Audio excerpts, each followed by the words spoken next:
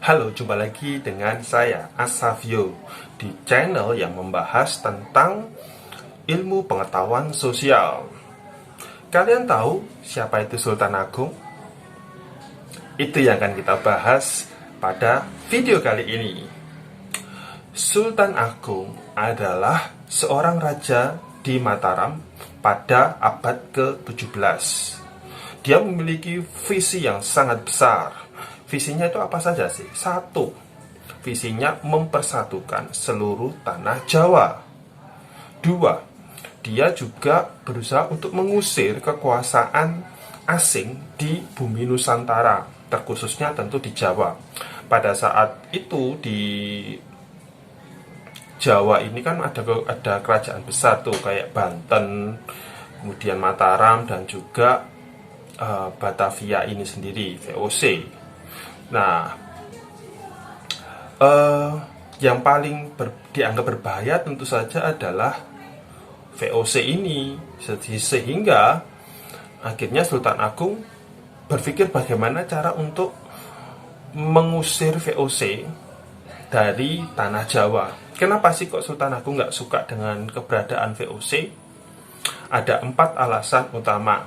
Yang pertama, VOC itu seperti yang kita tahu, dia melakukan perdagangan, tetapi sifat dagangnya itu monopoli. Jadi hanya dikuasai oleh mereka saja. Dan itu tentu saja nggak bagus. Yang kedua, karena VOC itu menghalang-halangi kapal dari Mataram yang akan ke Malaka. Ngapain? Ya tentu saja kan itu dagang. Dagang tapi kok dihalang-halangi, ya itu merugikan dong.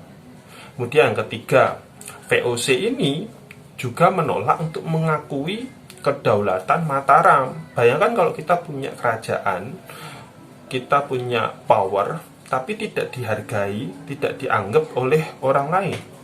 Kayak orang itu kayak akhirnya kita kayak mikir, siapa sih lo? Nah, itu kayak gitu. Padahal waktu itu Mataram sudah jadi kerajaan gede. Hampir semua wilayah di tanah Jawa dan Jawa Timur itu, Jawa Tengah dan Jawa Timur itu sudah dikuasai oleh Mataram.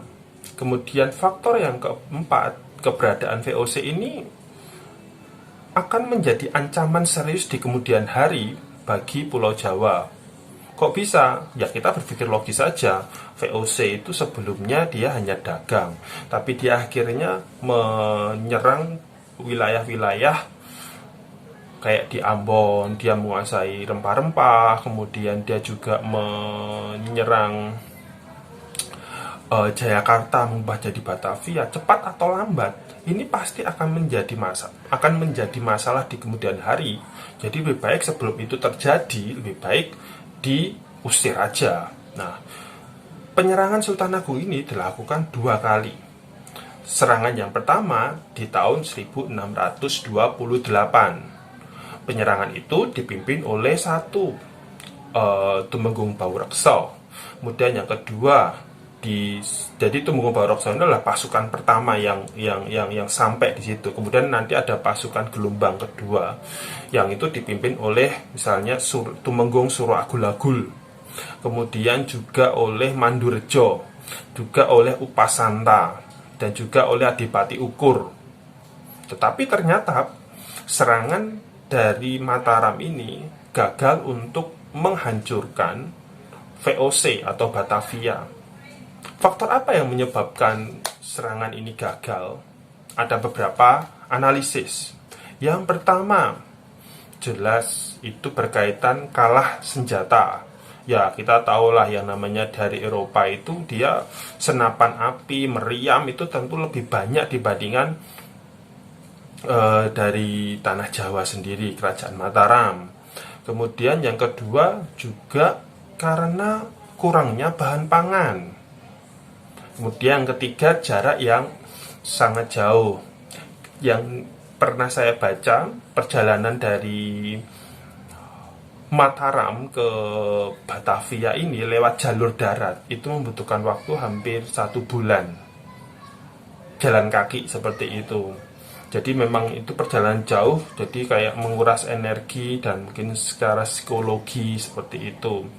Kemudian faktor yang keempat, mereka itu berencana untuk bukan berencana, mereka membendung sungai yang mengaliri Batavia. Tujuannya supaya terjadi penyakit seperti itulah di Batavianya. Tetapi ternyata pembendungan sungai ini justru menyebabkan mereka itu terkena penyakit, pasukan Mataram itu sendiri.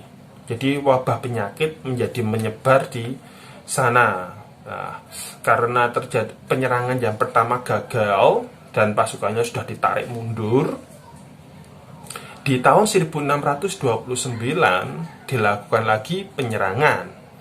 Pada penyerangan yang kedua ini dipimpin oleh tokoh yang bernama 1. Singaranu, 2. Juminah, 3. Adipati Ukur. Ada beberapa tokoh lain sebenarnya, tapi saya sebutkan 3 orang ini. Nah, mereka belajar, oh kita itu kemarin kurang perbekalan. Jadi ya, kita siapkan lumbung-lumbung padi di Cirebon dan Tegal pada saat perjalanan supaya bisa dapat dapat makanan begitu. Tetapi ternyata pada saat sampai di sana, VOC itu sudah tahu strateginya. Dia akhirnya membakar lumbung-lumbung padi yang ada di Tegal dan juga di Cirebon. Otomatis ya tetap aja kekurangan bahan pangan. Pada waktu sampai di Batavia, sebenarnya Mataram itu berhasil menghancurkan benteng Holland. Nah, dan